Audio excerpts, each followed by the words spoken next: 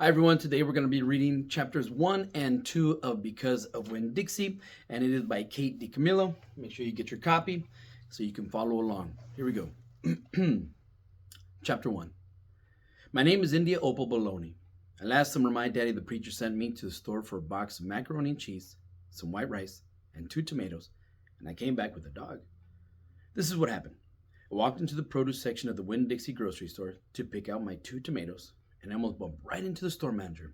He was standing there all red-faced, screaming and waving his arms around. "Who let a dog in here?" he kept on shouting. "Who let a dirty dog in here?" At first I didn't see a dog. There were just a lot of vegetables rolling around on the floor. Tomatoes and onions and green peppers. And there was what seemed like a whole army of Winn Dixie employees running around, waving their arms, just the same way the store manager was waving his. And then the dog came running around the corner. He was a big dog and ugly. And he looked like he was having a real good time. His tongue was hanging out, and he was wagging his tail. He skidded to a stop and smiled right at me. I had never before in my life seen a dog smile, but that is what he did. He pulled back his lips and showed me all his teeth. Then he wagged his tail so hard that he knocked some oranges off a display, and they went rolling everywhere, mixing in with the tomatoes and onions and green peppers. The manager screamed, "Somebody grab that dog!" The dog went running over to the manager, wagging his tail and smiling. He stood up on his hind legs. You could tell that all he wanted to do was get face to face with the manager and thank him for the good time he was having in the produce department. But somehow, he ended up knocking the manager over. And the manager must have been having a bad day, because lying there on the floor, right in front of everybody, he started to cry. The dog leaned over him, real concerned, and licked his face. "Please," said the manager, "somebody call the pound." "Wait a minute," I hollered. "That's my dog. Don't call the pound."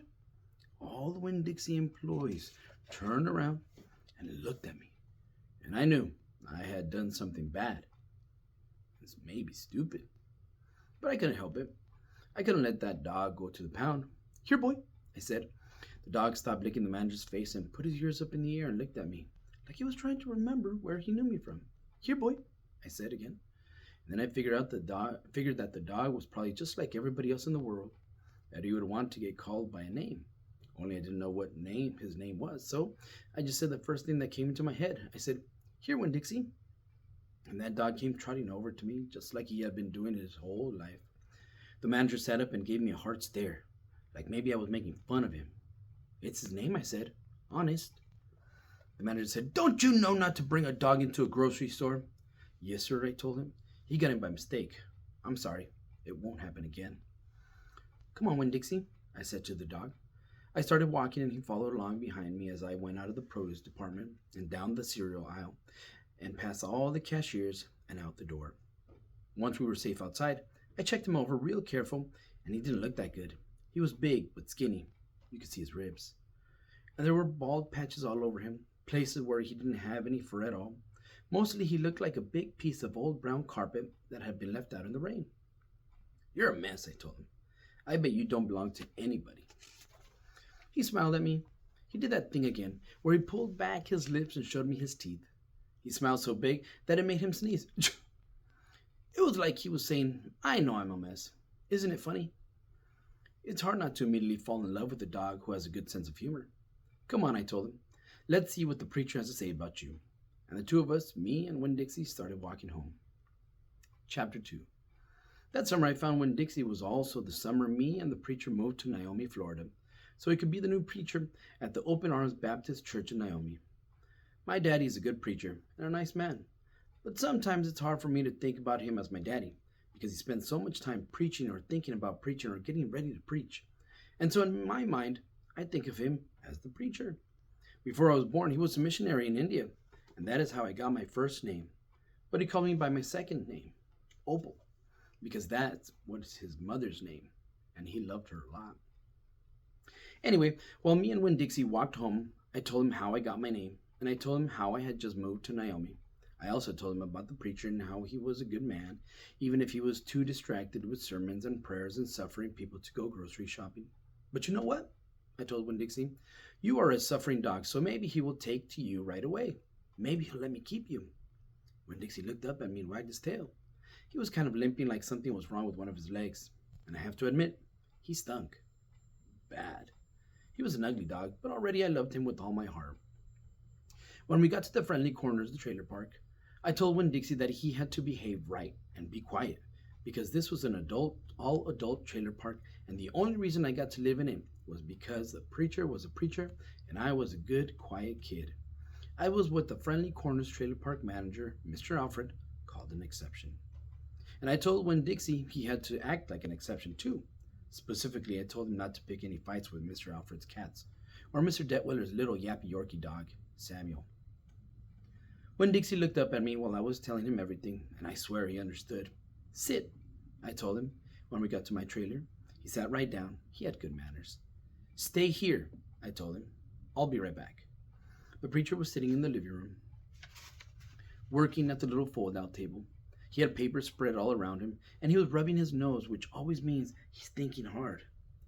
Daddy, I said. He said back. Daddy, do you know how you always tell me that we should help those less fortunate than ourselves? He said. He rubbed his nose and looked around in his papers.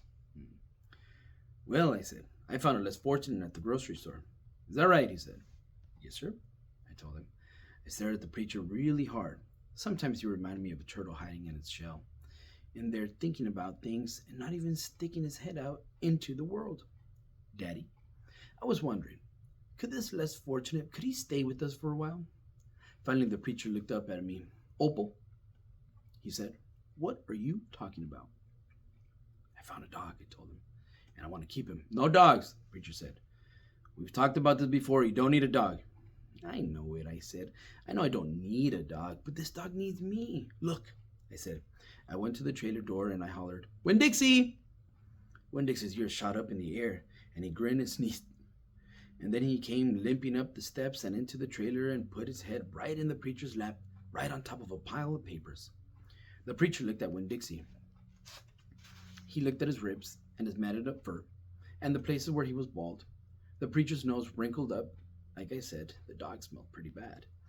When Dixie looked up at the preacher, he pulled back his lips and showed the preacher all of his crooked yellow teeth and wagged his tail and knocked some of the preacher's papers off the table. Then he sneezed, and some more papers fluttered to the floor. What did you call this dog? The preacher asked. Winn Dixie, I whispered. I was afraid to say anything too loud. I could see that Winn Dixie was having a good effect on the preacher. He was making him poke his head out of his shell. Well, said the preacher, he's a stray if I've ever seen one.